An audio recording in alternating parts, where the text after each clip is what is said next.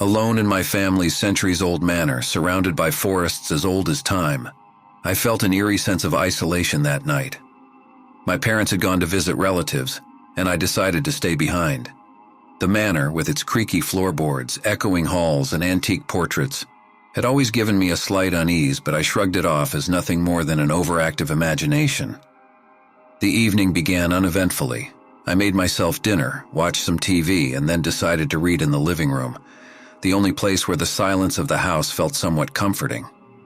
Outside, the wind whispered through the trees, creating ghostly sounds that occasionally made me glance over my shoulder. As the clock struck midnight, the atmosphere shifted. A cold draft swept through the room despite all the windows being tightly shut. I pulled my sweater closer, trying to ignore the chill that seemed to seep into my bones. That's when I heard it, the soft sound of piano music drifting through the halls. It was strange, hauntingly beautiful, yet filled with a melancholy that made my heart race. I knew it was impossible. Our old piano had been out of tune for years and no one else was home. Curiosity overcame my fear. I followed the music, each note pulling me deeper into the house. The sound led me to the grand hall where the piano sat.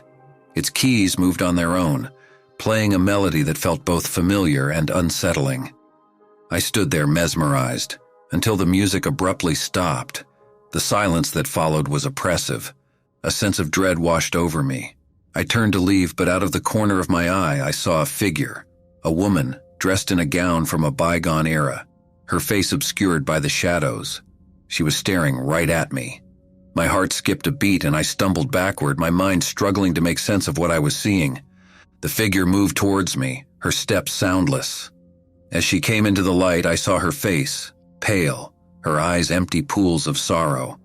I wanted to scream, to run, but my voice was trapped in my throat, my legs rooted to the spot. She reached out to me, her hand translucent, and as her fingers brushed mine, a flood of emotions hit me. Sadness, longing, despair.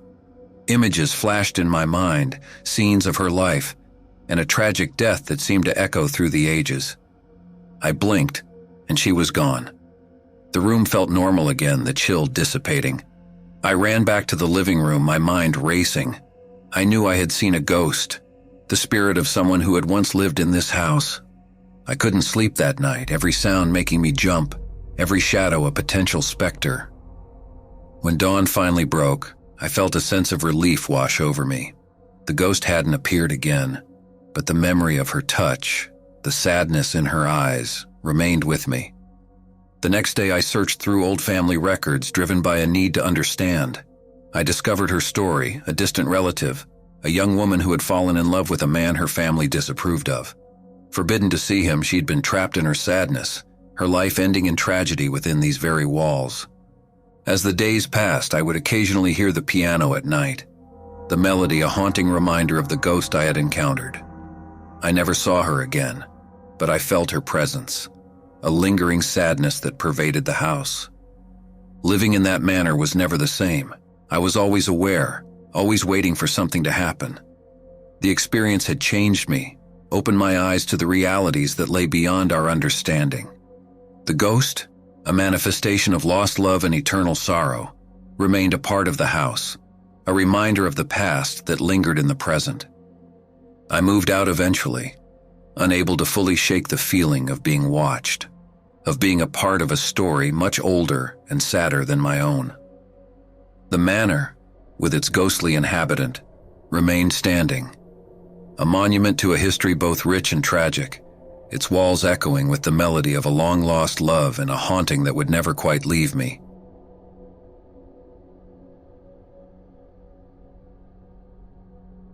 At my sprawling old house, I never felt completely at ease. The house, with its antique furnishings and vast, shadowy halls, always seemed to harbor secrets in its silent walls. My parents were away on a business trip, and I was left to look after the place. I never imagined that this responsibility would lead me into a night of unspeakable terror. The first few days were uneventful, filled with the mundane tasks of cleaning and cooking. However, on the fourth night, a sense of unease began to creep over me. It started subtly, doors creaking open when I was certain I had closed them, cold drafts where there should have been none, and faint whispers that seemed to dance on the edge of hearing. I tried to shake off the feeling, attributing it to the solitude and the eerie nature of the old house, but as night fell, the atmosphere shifted palpably. While reading in the living room, I noticed the room growing unnaturally cold. A shiver ran down my spine as I pulled the blanket tighter around me. That's when it happened. The room plunged into darkness as the lights flickered out. I fumbled for my phone, its flashlight cutting a swath of light in the oppressive gloom. I made my way to the fuse box in the hallway. But before I could reach it, a chilling scene unfolded before my eyes. Objects around me began to levitate. Books flew off shelves, vases rose from tables, and picture frames lifted off the walls, all hovering eerily in the air. My heart pounded in my chest, a mix of fear and disbelief gripping me. I stood frozen, watching in horror as everything suspended in the air suddenly crashed to the ground with a deafening cacophony. In a panic, I ran to the kitchen seeking refuge and a weapon. The house was alive with unsettling noises, thuds, scrapes, and that ever-present unnerving whispering. I grabbed a kitchen knife, holding it in front of me like a talisman against the unknown terror.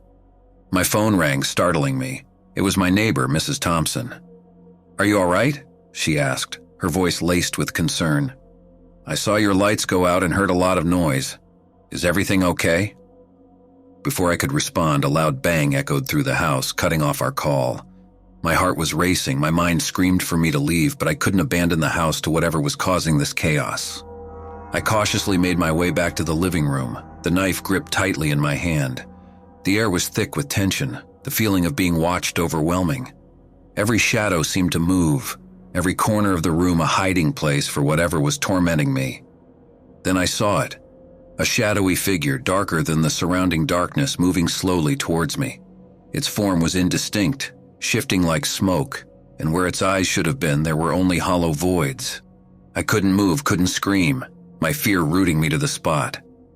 The figure stopped a few feet away, its presence suffocating. I felt a coldness seeping into my bones, a despair that seemed to consume all hope. It was then I realized that this was no ordinary intruder. It was something otherworldly. A presence that the house had concealed within its ancient walls. In a last act of desperation, I threw the knife at the figure. It passed right through, clattering harmlessly to the floor. The figure continued its advance, unrelenting. Just as I felt I could bear no more, a sudden burst of light filled the room. Headlights streamed through the window as a car pulled into the driveway. The figure recoiled from the light, its form dissipating into the shadows. Mrs. Thompson burst into the house, concern etched on her face. She found me collapsed on the floor, shaking uncontrollably. I couldn't explain what had happened. Words failed me in the face of such inexplicable terror. The following days were a blur. I stayed with Mrs. Thompson, too afraid to return to the house. My parents came back to find a home turned upside down, with no logical explanation for the chaos. I never set foot in that house again, unable to face the memories of that night.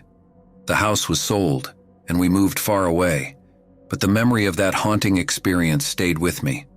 I still wake up some nights, the image of levitating objects and that dark, shadowy figure etched in my mind, a terrifying reminder of the night I was not alone in my own home.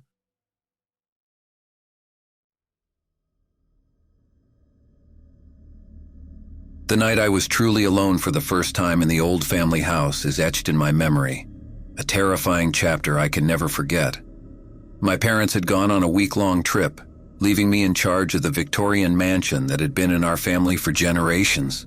I had always found the house unsettling with its endless corridors and rooms that seemed to whisper secrets from the past. The first couple of days passed without incident. I enjoyed the freedom roaming the house, playing music loud and staying up late. However, on the third night, the atmosphere changed. A storm was brewing, the wind howling like a chorus of wailing spirits, the rain lashing against the windows. I settled in for the night, watching a movie in the living room, trying to ignore the eerie sounds the house made as it braced against the storm. That's when I heard it. A soft thud, like something had fallen upstairs. I paused the movie, listening intently. The house was silent, save for the storm outside. I told myself it was nothing, just the house settling or the wind finding its way through the cracks. But then I heard it again, louder this time, followed by a dragging sound like something heavy being pulled across the floor. Fear gripped me. I knew I should check it out, but the thought of venturing into the dark, sprawling upper floors alone terrified me. Gathering my courage, I grabbed a flashlight and crept up the stairs, each step creaking under my weight. The hallway was dark, the only light coming from the occasional flash of lightning, casting eerie shadows on the walls. As I moved down the corridor, the noises continued, a mix of thuds and dragging sounds that seemed to move from room to room. I reached what used to be my grandfather's study, the door slightly ajar. I pushed it open, the room bathed in intermittent flashes of lightning. That's when I saw the window wide open, the curtains billowing in the wind. Relief washed over me. It was just the storm, nothing more. But as I moved to close the window, I saw it, a set of muddy footprints leading from the window to the hallway. Someone or something had entered the house. Panic set in. I was not alone. I rushed to my parents' room, locking the door behind me. I dialed 911, my hands shaking, my voice barely a whisper as I explained the situation. The operator told me to stay on the line and hide. I crawled under the bed, trying to quiet my breathing. The storm raged on, masking any other sound. Then I heard footsteps in the hallway, slow and deliberate. They stopped right outside the door. I held my breath, praying they would go away. The doorknob rattled, a soft chuckle echoing through the door. Tears streamed down my face, fear constricting my chest. I was helpless, trapped. Suddenly the footsteps moved away, descending the stairs.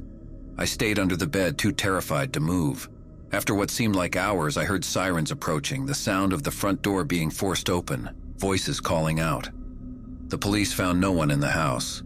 The intruder had left, leaving behind only the muddy footprints as evidence of their presence. They said I was lucky, that it could have been worse, but their words offered little comfort. After that night, I could never stay alone in the house again. The memories of the footsteps, the rattling doorknob, and the chilling chuckle haunted me. The house no longer felt like a home. It was a reminder of the night I realized how vulnerable and alone I truly was. Even now, years later, I can't shake the feeling of being watched, the fear of an unseen presence lurking in the shadows.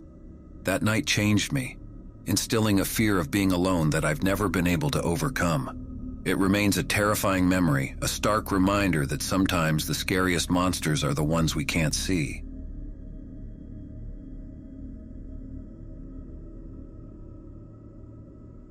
In my family's old countryside house, I was set to enjoy the solitude and quiet for the weekend. The house, with its creaky floors and drafty rooms, had always spooked me as a child. But as an adult, I found comfort in its familiar nooks and crannies. That comfort, however, would soon turn to terror. It was on the second night, as a thunderstorm raged outside, that I decided to explore the library, a room filled with dusty, ancient books that my late grandfather, an avid collector and self-proclaimed occultist, had amassed. I had always been fascinated by this room, but never dared to venture in alone. As lightning illuminated the room, a particular book caught my eye. It was an old leather-bound volume with no title on its cover, just an intricate, eerie symbol that seemed to pulse in the flickering light. Drawn by an inexplicable curiosity, I took the book to the living room, where the crackling fireplace offered a semblance of comfort. I opened the book and was immediately engrossed. It was filled with strange texts and bizarre, unsettling illustrations. It spoke of otherworldly entities, ancient rituals, and curses that could bend the fabric of reality. The more I read, the more the storm outside intensified, as if reflecting the chaos within the book's pages. Suddenly, a loud thud echoed through the house, making me jump. I convinced myself it was just the storm, but as I resumed reading, I heard soft whispers creeping into the room. I looked around, my heart racing, but saw no one. The whispers grew louder, turning into indistinct murmurs, like a conversation just beyond my understanding. I tried to dismiss it as my imagination, a side effect of the book's eerie tales. But then the unimaginable happened. Objects in the room began to move on their own. Books tumbled off shelves, the curtains swayed despite the closed windows, and the flames in the fireplace danced wildly, casting ghostly shadows. Terrified, I closed the book, hoping to end the madness, but it was too late. The air grew colder, and a thick fog seeped into the room, obscuring my vision. Through the haze, I saw figures, shadowy ethereal forms that circled around me, their eyes glowing with a malevolent light. I realized then that the book was a conduit, a gateway that had unleashed these apparitions into my world. The whispers grew into anguished screams, filling the house with a cacophony of terror. I wanted to run, to escape the house, but I was paralyzed, my fear anchoring me to the spot. In a desperate attempt, I threw the book into the fireplace. The flames consumed it, the leather cover cracking and curling in the heat. As the book burned, the apparitions screamed, their forms disintegrating into the fog, which slowly dissipated. The house fell silent, the storm outside subsiding. I collapsed on the floor, my entire body trembling.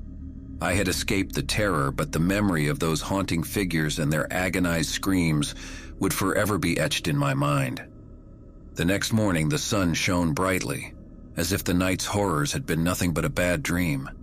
But the charred remains of the book in the fireplace were proof of the terrifying reality I had experienced. I left the house that day, vowing never to return. The memory of that night haunted me, a constant reminder of the unknown dangers lurking in the shadows and the ancient powers that should never be disturbed. That book, with its cursed knowledge and dark rituals, had opened a door to a realm of nightmares, unleashing entities that defied explanation. I was lucky to have survived, but the fear and the chilling whispers of those apparitions still linger in my mind, a haunting echo of the night I was home alone with a book that should have never been opened.